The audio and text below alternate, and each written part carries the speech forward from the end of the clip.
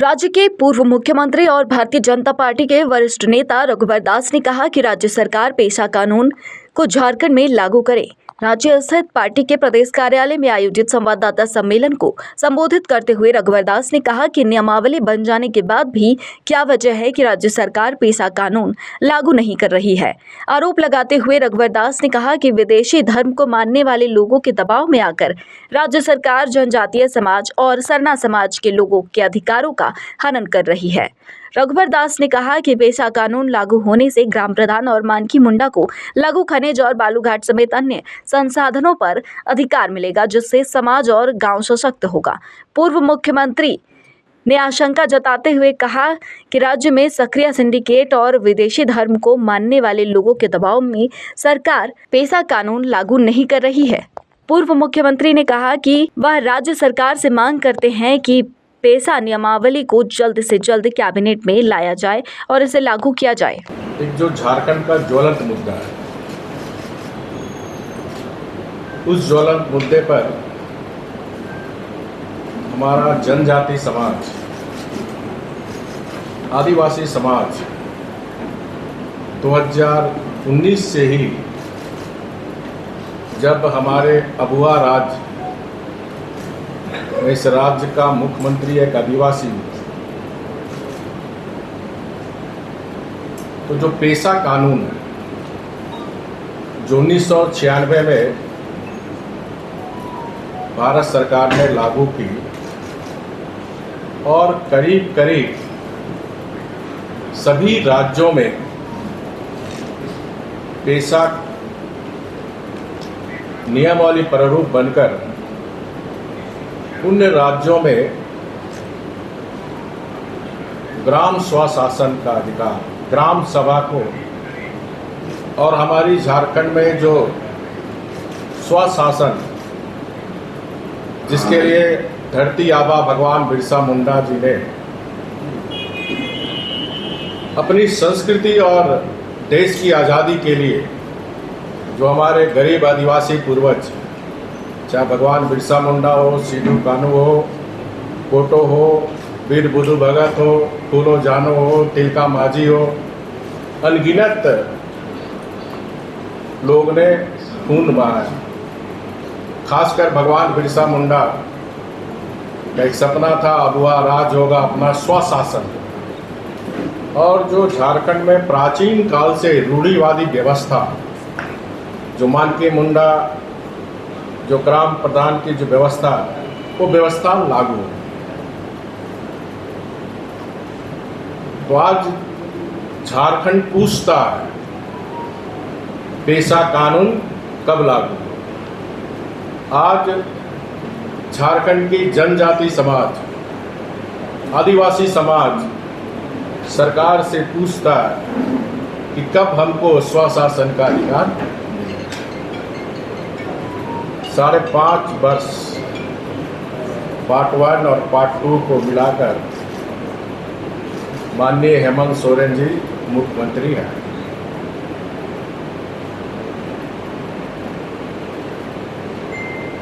क्या पेशा कानून लागू होने से इस सरकार को खतरा है? क्या ये झारखंड की जनता जानना चाहती है। क्या इसी मंशा के डर से आप पेशा कानून नहीं लगा रहे हैं कि अगर पेशा कानून लागू हो जाएगा तो हमारी सरकार गिर जाएगी, सरकार खतरे में पड़ जाएगी? ये झारखंड के 4 करोड़ जनता आज झारखंड सरकार से जानना चाहती है। जबकि हेमंत सरकार द्वारा पेशा नियमावली प्रारूप जुलाई 2023 में प्रकाशित कर पंचायती विभाग द्वारा आम लोगों एवं संस्थाओं से प्रारूप प्रतिक्रिया मांगी थी। साथ ही साथ 4 मार्च क्षेत्रीय कॉन्फ्रेंस भी हुआ था झारखंड में, जिसमें झारखंड सरकार के उद्योग सचिव जितेंद्र सिंह, अपर मुख्य सचिव पंचायती राज झारखंड सरकार राजीव अरुणेक्का जी, पंचायती सचिव भारत सरकार अतिरिक्त सचिव डॉक्टर CS कुमार, पंचायती राज भारत सरकार संयुक्त सचिव सुश्री ममता वर्मा जी, पंचायती राज भारत सरकार श्री विवेक भारद्वाज जी, अतिरिक्त आयुक्त पंचायती राज आंध्र प्रदेश श्री सुधाकर राव जी, छत्तीसगढ़ सरकार के उप निदेशक सुश्री स्टेरा खालको जी, झारखंड के पारंपरिक लीडर श्री पंचानंद सोरेन जी, सुश्री स्वप्रभा मोहंती जी, अतिरिक्त सचिव PRDW विभाग उड़ीसा सरकार, और PJ वासले उपायुक्त PRRD तेलंगाना सरकार। इन बैठक में भी जब ऑलरेडी झारखंड सरकार विधि विभाग झारखंड सरकार के अंडर है, जब विधि विभाग सरकार का जो लॉ ओपिनियन देने वाला विभाग है, जो नियम कानून, क्योंकि कोई भी आप नियम कानून बनाएंगे, अध्यादेश लाएंगे तो विधि विभाग से आपको भेंट कराना होगा। जब वो अप्रूवल दे दिया तो फिर क्या उसका औचित्य है?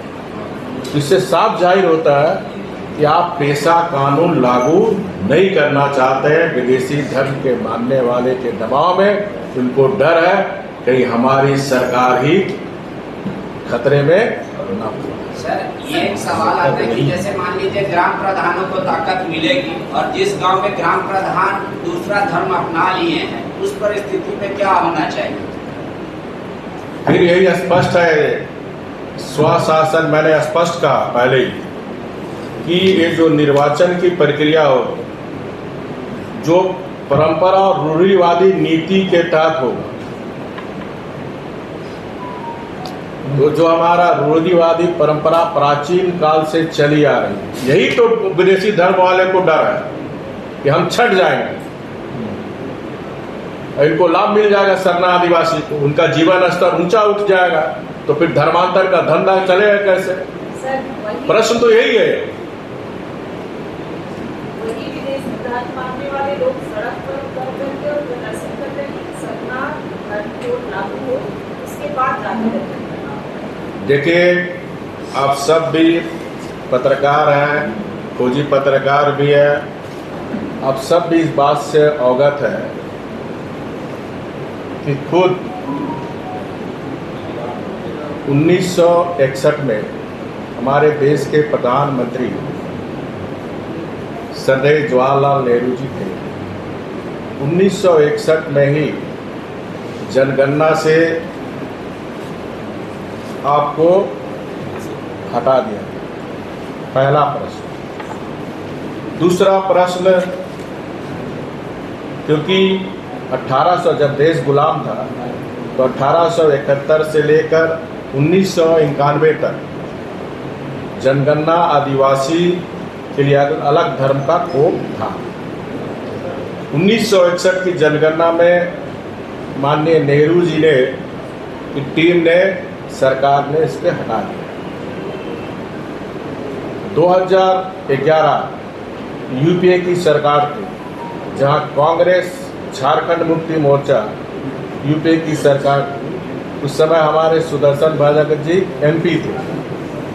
इन्होंने लोकसभा में प्रश्न पूछा और पत्र भी लिखा। इनके पत्र का जवाब में माननीय प्रधानमंत्री जी ने भी कहा कि हमको पत्र प्राप्त हो गया। इनके पत्र के आलोक में गृह विभाग, जो भारत का महारजिस्टर कार्यालय, उसका भी पत्र हमारे माननीय सुदर्शन भगत जी को जवाब दिया। साथ ही साथ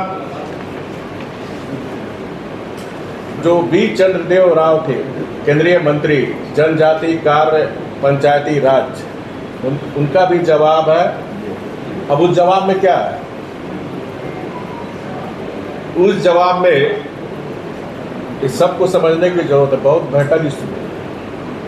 कोर्ट का आवंटन किसी धर्म को विशेष लाभ या सुविधा देने के उद्देश्य से नहीं, बल्कि केवल जनगणना की प्रक्रिया को सुविधाजनक बनाने हेतु किया गया।